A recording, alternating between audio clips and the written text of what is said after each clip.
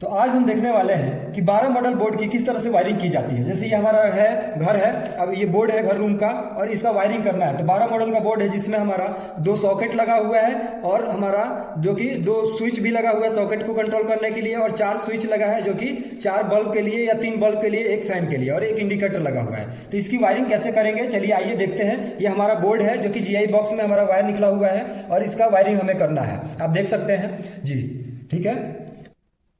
तो देख सकते हैं कि हमारा ये जो स्विच है यानी जो 12 मॉडल का जो बोर्ड है, ये हमारा स्विच में कभी भी 12 मॉडल या स्विच के अंदर यानी 1 वे स्विच के अंदर कभी भी उसके नीचे वाले पॉइंट पे फेस को कनेक्ट किया जाता है। तो मैंने क्या किया है कि सारे जितने भी स्विच है उसके नीचे वाले पॉइंट पे क्या किया है, मैंने फेस को कनेक्ट कर दिया एक स्विच के और सबको लूप करते चला गया हूँ। और यहीं से एक आउट होगा जो कि हमारा दूसरे यानी नीचे जो स्विच 2 लगा हुआ है उसके निचले पॉइंट पे भी 2 हमारा जो स्विच है इसके निचले पॉइंट पे क्या होगा कि आके लूप हो जाएगा यानी फेज आके कनेक्ट हो जाएगा। अब ये कनेक्ट हो गया। अब सॉकेट को कंट्रोल करना है तो सॉकेट के लिए क्या होगा कि अब इसी स्विच के यानी ये हमारा जो स्विच है इसी स्विच के ऊपर वाले पॉइंट से क्या होगा निकल के जाके और सॉकेट के फेज वाले पॉइंट पे जाके कनेक्ट हो जाएगा, जो कि आप देख सकते हैं यहां से ऊपर से जो कि निकला है ऊपर से आउट करके और हमारा जो कि एल यानी फेज वाला जो पॉइंट है सॉकेट का वहां पे आके कनेक्ट हो गया है। सेम उसी तरह दूसरे सॉकेट के लिए दूसरे स्विच के ऊपर से हमारा आउट हुआ है और सॉकेट के फेज वाले पॉइंट पे जाके कनेक्ट हो गया है। अब हमारा सॉकेट में न्यूट्रल का कनेक्शन होगा। तो न्यूट्रल 2 सॉकेट है तो दोनों के लिए एक वायर मैं निकाल के ऑलरेडी छोड़ा हूं और रखा हूं। और एक इंडिकेटर जो है तो इंडिकेटर में भी 2 पॉइंट बना रहता है। तो आपको पता है कि इंडिकेटर में आपको फेज और एक न्यूट्रल दोनों होता है और सॉकेट में भी एक फेज और एक न्यूट्रल लगता है। तो फेज के लिए मैंने क्या किया है कि स्विच वाले निचले पॉइंट से ही फेज दे दिया है जो कि डायरेक्ट रहेगा, यानी सप्लाई जब हमारी बोर्ड में रहेगी तो ये पता चलेगा कि हाँ हमारा लाइट है, यानी बोर्ड में हमारा इंडिकेटर बताते रहेगा कि सप्लाई आ रहा है मतलब बिजली है, तो ये पता चलेगा। तो चलिए हम कनेक्शन करके देखते हैं कि कनेक्शन इसका कैसे होगा। तो सबसे पहले हम क्या करेंगे कि फेज को कनेक्ट करेंगे। तो फेज हमारा कहाँ कनेक्ट होगा, तो स्विच के किसी भी निचले पॉइंट पे लाके हम फेज को कनेक्ट कर देंगे। तो ये हमारा देख सकते हैं कि अब हमारा ये फेज जो है, फेज ये है 2.5 mm का वायर लाके लेके आए हैं, इसलिए क्योंकि अगर मान लीजिए कि हमें एसी या ज़्यादा पावर की मशीनें चलानी हो तो हम क्या करेंगे कि यहाँ से आसानी से चला सकेंगे। तो इसीलिए 2.5 mm का वायर लगाया हमने। तो यहाँ से देखिए हम स्विच के निचले पॉइंट पे यानी लाके हम फेज को क्या किए, कनेक्ट कर दिए, फेज पे कनेक्ट कर दिए। अब देख सकते हैं इसको हम टाइट कर दिए, फेज पे कनेक्ट हो गया।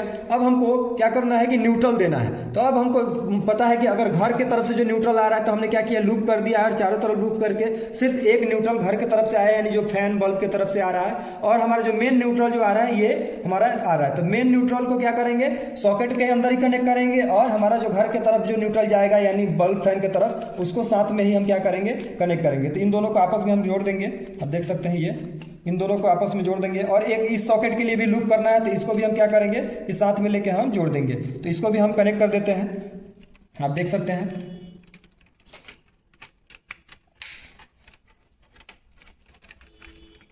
तो ये हमारा न्यूट्रल भी कनेक्ट हो गया, ठीक है। अब हमको देखना है कि अब हमको बल्ब के और फैन के लिए हमको कनेक्शन करना है। तो हमारा जो बल्ब और फैन का कनेक्शन करना है तो अब हमारे पास 4 स्विच बचा है। तो 4 के लिए हमारे पास आप देख सकते हैं कि 4 वायर यानी बचा हुआ है। तो 4 वायर के लिए हम किसी भी स्विच के अगले पॉइंट से हम क्या करेंगे कि 1 नंबर बल्ब के लिए हम 1 नंबर स्विच से हम क्या करेंगे, कनेक्ट कर देंगे, जोड़ देंगे। तो फेज हम क्या कर रहे हैं, इसको जोड़ दे रहे हैं, आप देख सकते हैं।